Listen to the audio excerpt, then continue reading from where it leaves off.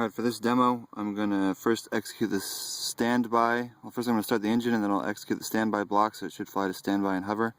And then I'm going to increase the altitude 5 meters to get it up off the ground a little bit. And then I'm going to execute the line P1, P2 block so it should fly over to P1 and then fly back and forth between P1 and P2. So I'll execute start engine.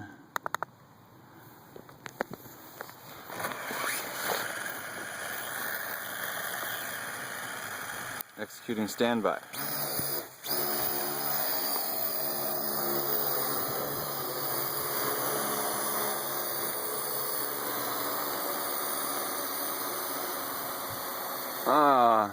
There it is.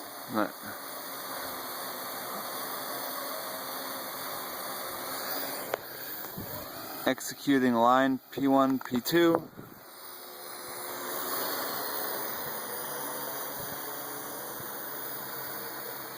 There's P1. I forgot to give it some more altitude. Hopefully it's okay.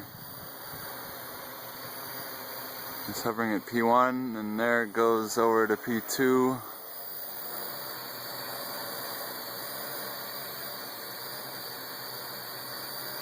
And it should head back over to P1.